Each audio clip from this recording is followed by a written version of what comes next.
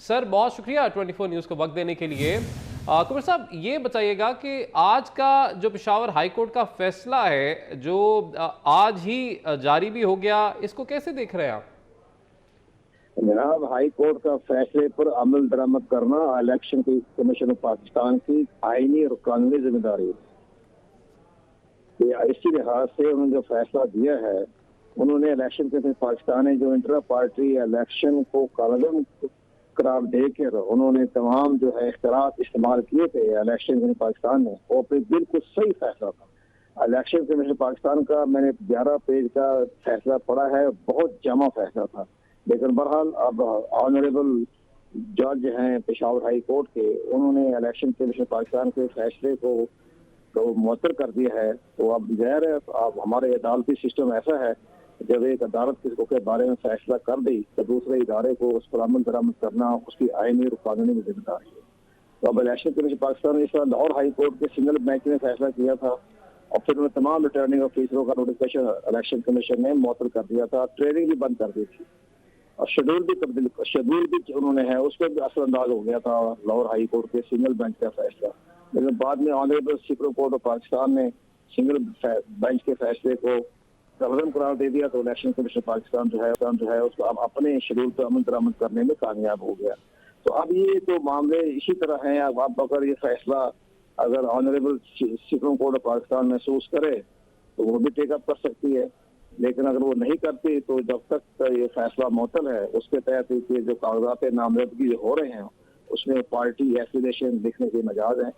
और अगर ये 13 जनवरी तक फैसला ना आया तो 13 जनवरी को जो इलेक्शन कमीशन पाकिस्तान के शेड्यूल के मुताबिक जो सिंबल किए जाएंगे तो वो सिंबल भी इस पार्टी को मिल जाएगा। अगर इससे पहले डिवीजन बेंच ने कोई फैसला तब्दील कर दिया तो फिर वो उनको बैठ का निशान नहीं मिलेगा। यानी जो मखसूस नशिस्तों के लिए नाम दिए गए थे इलेक्शन कमीशन को, वो भी मानने पड़ेंगे कुंवर साहब? हुक्म तो सबको मानना पड़ेगा, हुक्म तो आपको ही मानना पड़ेगा।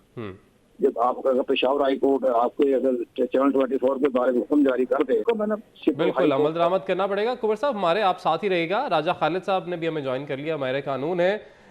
राजा खालिद साहब, पेशावर हाई कोर्ट का जो आज का फैसला है, हुक्म इम्तना जो जारी किया गया, आप कैसे देख रहे हैं इसको?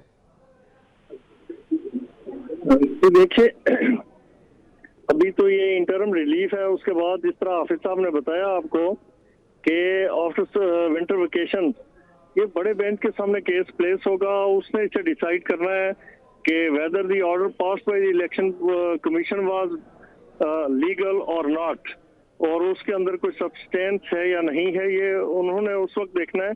लेकिन मैं ये सोचता हूँ कि पीटीआई क्यों पेशावर हाई कोर्ट की तरफ जा रही है।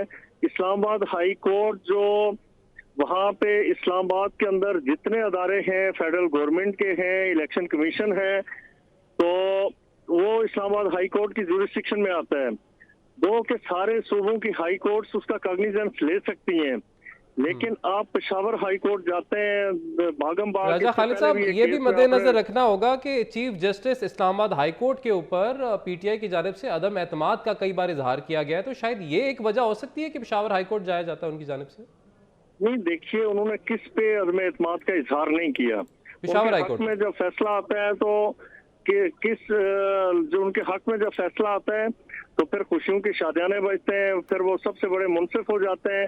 यही जो chief justice Islamabad high court है, ये 30 और 35 केसेस में उन्हें रिलीफ दे चुके हैं।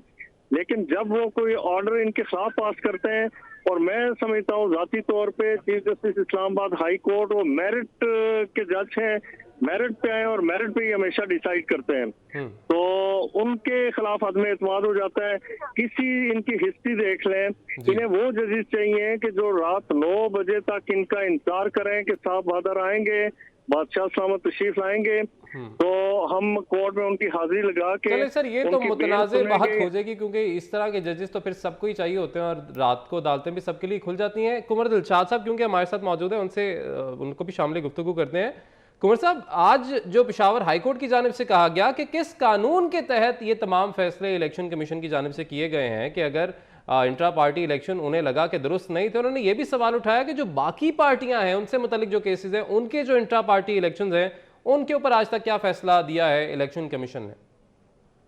दरअसल बात यह है कि इलेक्शन कमीशन पाकिस्तान का मैंने 11 पेज के मुश्तमिल फैसला मैंने पढ़ा है। इलेक्शन कमीशन पाकिस्तान का फैसला इंतहाई जामे है। वो उन्होंने पेशावर हाई कोर्ट के रिटायर्ड जज हैं जो हमारे मेंबर हैं इलेक्शन कमीशन पाकिस्तान के, तो उन्होंने फैसला देखा और उन्होंने तमाम कानून, आइन, तरीका, हर चीज का जिक्र किया अपने 11 पेज में, और ये भी बताया कि जो तहरीक इंसाफ ने जो इंतखाबात करवाए हैं वो अपने दस्तूर के खिलाफ करवाए हैं, यानी दस्तूर की खिलाफ वर्जी तहरीक इंसाफ ने की है। उसमें उन्होंने अपने इलेक्शन एक्ट का हवाला तो एक ही दफा दिया, सेक्शन 209 का दे दिया, 215 का दे दिया, लेकिन बाकी सारा उन्होंने उनकी दस्तूर की जो शिकें थी उसको एक एक बहस किया, उन्होंने इस पर अमल दरामद नहीं किया। यहाँ तक कि असद उमर ने इस्तीफा दिया तो इस्तीफे की बदल नोटिफिकेशन कहाँ है, उसने इस्तीफा किसने कबूल किया, वो दस्तखत नहीं है। उमर अयूब को बना दिया सेक्रेटरी जनरल, वो किसके हुक्म के तहत बना, वो हमें दिखा दे, नहीं है हमारे पास। फिर उन्होंने कहा ये चीफ इलेक्शन कमिश्नर बनाया पार्टी का। उन्होंने कहा जी आपने अकबर जमाल इंसारी को हटा दिया, तो किस कानून के, आपके दस्तूर में लिखा है आप उसको नहीं हटा सकते, उसको हटा सकती है नेशनल कौंसिल 2/3 मेजॉरिटी। आपकी नेशनल कौंसिल किधर है, वो भी नहीं है हमारे पास।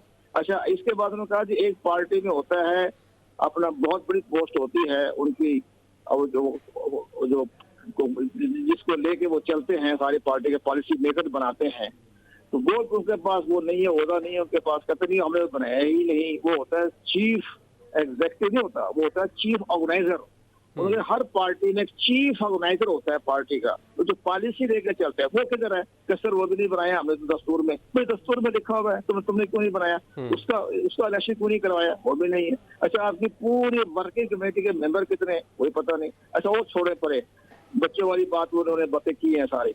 एक वो बड़ी अहम बात की इलेक्शन कमीशन, बड़ा अहम फैसला लिखा, उन्होंने ये कहा कि आप मुझे कागजात नामजदगी के फॉर्म दिखा दें, जो कागजात नामजदगी तो होती है ना, बेशक इंतखाब बगैर इंतखाब के हो जाए, अनअपोज हो जाए, होता तो है ना कागजात नामजदगी, उसकी बड़ा वो भी नहीं है।